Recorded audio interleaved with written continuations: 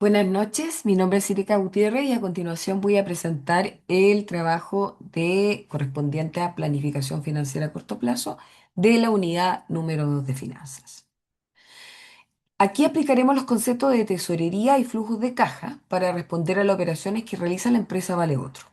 A partir de ello elaboraremos los presupuestos de los recursos económicos necesarios para llevar a cabo las actividades y procesos que esto implica. Nos dieron la información de ventas y costos directos de venta en un año calendario, desde enero hasta diciembre, y también varios datos adicionales que vamos a ir mencionando en el transcurso de los pasos a realizar. Como primer punto tenemos el flujo de efectivo de las cuentas por pagar y las cuentas por cobrar. ¿Mm? Estas son claves para entender la liquidez del negocio. Cuentas por cobrar, nos dijeron ya que la información que nos entregaron fue que el contado es al 40% y el crédito es a un 60%. Aquí, como ven, construimos el cuadro donde están las ventas y la distribución de acuerdo al porcentual que nos entregaron. Esto implica que no todo lo vendido se transforma inmediatamente en efectivo. Por eso el cobro mensual se calcula como la suma del contado del mes más el crédito del mes anterior. Por ejemplo, febrero. Aquí tenemos un cobro de 86.200. Ese 86.200 está conformado por el crédito del mes anterior, que es 51.000 pesos, más el contado del mes en curso, que es febrero, que son 35.200. Y así sucesivamente. Esto genera un desfase en el ingreso de efectivo, lo que impacta directamente en la liquidez. En las cuentas por pagar, los costos se cancelan al contado, por lo que el egreso ocurre en el mismo mes. A diferencia de las ventas, aquí no existe desfase, lo que presiona la caja del negocio. Esta diferencia entre cobros diferidos y pagos inmediatos es lo que explica la necesidad del financiamiento o capital de trabajo en la empresa. Aquí construimos la tabla de amortización del préstamo con la información que tenemos. Eran 60.000 pesos de préstamo con una tasa de interés de un 12% anual, que es un 1% mensual. El plazo, 12 meses. Para construir esto utilizamos el sistema de amortización francés, que es el más común en financiamiento empresarial. Y eso nos dio una cuota de 5.330,927, que lo redondeamos a 5.331. Acá tenemos la construcción de la tabla, donde está el saldo inicial, la amortización, el saldo final. Los intereses sumados nos dieron 3.971. La amortización fue de 60.000 pesos, que es la devolución del capital. Esto no es un gasto, es salida de caja. Como vemos al inicio, la mayor parte de la cuota corresponde a intereses, ya que el saldo de la deuda es más alto. Con el paso del tiempo, los intereses disminuyen y la amortización del capital aumenta, hasta llegar al saldo cero en el mes 12. Esta distinción es clave, ya que los intereses afectan el resultado del negocio, mientras que la amortización afecta únicamente el flujo de caja. Y acá tenemos el flujo de caja proyectado. Datos adicionales, tenemos el gasto de administración y ventas, que es un 15% de las ventas, la maquinaria en enero, que son 54.000, y la depreciación, que no entra en el flujo de caja, y también tenemos el IVA, ¿m? Que es pagado al mes siguiente. Aquí los ingresos se componen, en este cuadro, se componen del efectivo por ventas al contado, el cobro de ventas a crédito del mes anterior y el préstamo recibido en enero. Esto genera una entrada inicial fuerte en enero, pero luego los ingresos dependen del ciclo de cobranza. Los ingresos incluyen los costos de venta pagados al contado, los gastos de administración y ventas, el IVA y la inversión en maquinaria. Dado que las compras son al contado, no se generan cuentas por pagar, por lo que los egresos ocurren en el mismo periodo. Tengo que hacer un alcance aquí. Como el caso decía que las compras eran al contado, el costo directo en egreso en efectivo y cuentas por pagar en cero. Puse el costo directo en egreso efectivo y cuentas por pagar en cero, para no aplicar ese gasto. Entonces, aquí en enero, 101.000 está conteniendo los 54.000 que fueron la compra de la maquinaria. Dado que las compras se realizan al contado, no se generan cuentas por pagar, por lo que los egresos se reconocen en el mismo periodo en que ocurren. Al calcular el flujo neto económico, se observa el resultado de la operación sin considerar la deuda. Luego, al incorporar el pago del préstamo, obtenemos el flujo neto financiero.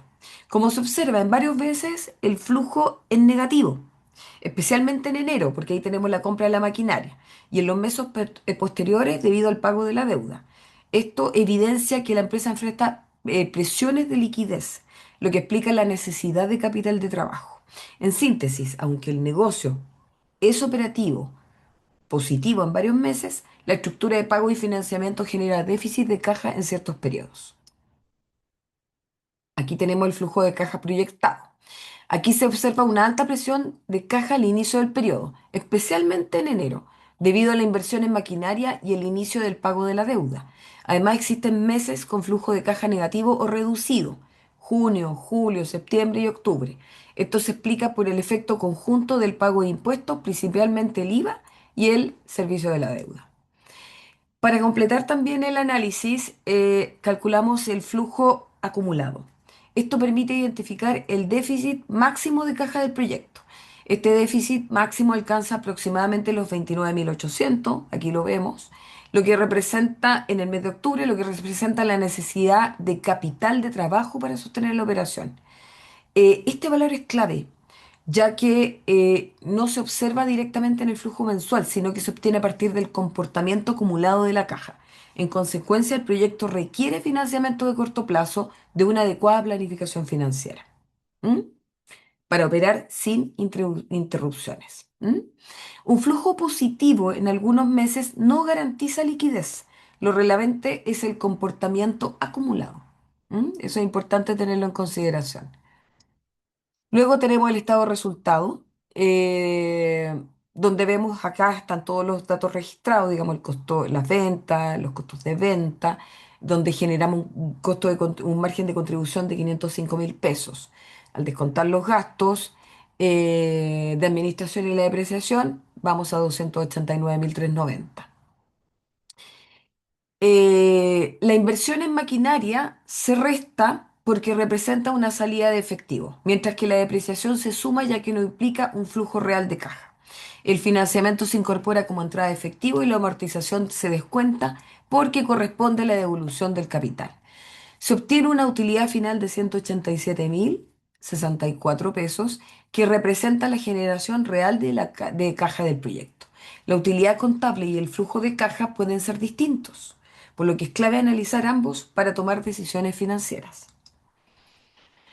Luego se nos presentó otro escenario para poder proyectar un nuevo flujo de caja. Aquí la política era al revés: 60% contado, 40% de crédito. Las ventas disminuían un 5% y el costo de venta un 4%. ¿Mm? Y nuevos cobros: tenemos 60% ventas del mes y 40% ventas del mes anterior.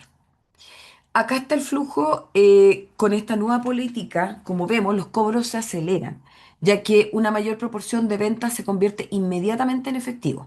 Esto reduce el desfase entre ingresos y egresos, mejorando la disponibilidad de caja. Se observa también que en comparación con el escenario base, los flujos negativos son menores y menos frecuentes. Esto indica una mejora en la liquidez del negocio. Sin embargo, esta mejora en la caja se logra a costa de una menor venta total, porque disminuimos la venta, lo que impacta la rentabilidad del proyecto. Por lo tanto, el cambio representa un trade-off entre liquidez y rentabilidad, donde la empresa debe definir qué objetivo priorizar. Y aquí tenemos el nuevo estado de resultado. Voy a irme al número final. Al ajustar por inversión, depreciación, financiamiento, la utilidad final disminuye. Esto confirma que si bien el cambio mejora la liquidez, tiene un impacto negativo en la rentabilidad del proyecto. Esto confirma que si bien, en consecuencia, este nuevo escenario es financieramente más conservador en términos de caja, pero menos es eficiente en generación de utilidades. La política de crédito tiene un impacto directo tanto en la liquidez como en la rentabilidad del negocio. ¿Es conveniente aplicar este cambio en la empresa? Aquí tenemos una comparación general del escenario uno y el escenario 2. Acá tenemos los puntos clave. Por ejemplo, una utilidad mayor en el escenario uno. Sin embargo, todo lo demás Eh, tenemos más altas ventas, más altos costos, liquidez más débil, déficit de caja mayor y un riesgo financiero mayor. En el escenario 2, si bien es cierto, tenemos menores ventas y menores costos, eh, también tenemos una menor utilidad, que es mejor en el escenario 1, pero una mejor liquidez, un déficit de caja menor y un riesgo financiero menor. El cambio a mayor venta al contado genera mayor entrada inmediata de efectivo, menor dependencia de cuentas por cobrar, reducción del déficit de caja y menor necesidad de capital de trabajo. Esto se traduce en una mejor posición de tesorería. En la rentabilidad las ventas disminuyen, como dijimos, pero aunque los costos bajan, la utilidad total se reduce. Por lo tanto, el proyecto pierde parte de su rentabilidad. Y en el análisis financiero integral, el cambio implica un trade-off claro. O sea, se gana liquidez, se pierde rentabilidad. Se gana un menor riesgo, se pierde un menor ingreso. Se gana una menor necesidad de financiamiento, pero se pierde un menor margen. El cambio en la política de venta resulta conveniente desde el punto de vista de la liquidez, ya que permite mejorar los flujos de efectivo, reducir el déficit de caja y disminuir la necesidad del capital de trabajo. Esto se debe a una mayor proporción de ventas al contado, lo que acelera la recuperación del efectivo y fortalece la posición de tesorería de la empresa. No obstante, esta decisión implica una disminución en las ventas y en consecuencia en la rentabilidad del negocio, lo que evidencia un trade-off entre liquidez y utilidad. Por lo tanto, la conveniencia de aplicar este cambio dependerá del objetivo estratégico de la empresa. Si prioriza la estabilidad financiera, la reducción del riesgo y la capacidad de cumplir oportunamente sus obligaciones de corto plazo, el cambio es recomendable. En cambio, si su foco está en maximizar utilidades, podría no ser la mejor alternativa. En este caso, considerando el nivel de déficit observado en el escenario base, se concluye que el cambio es conveniente, ya que mejora significativamente la posición de caja y la capacidad de cumplimiento de las obligaciones financieras de corto plazo. Em, Eso sería el análisis del caso. Todo esto fue construido y a partir de los videos de clase, los apuntes de la clase y también las lecturas complementarias correspondientes a la unidad número 2. Buenas noches.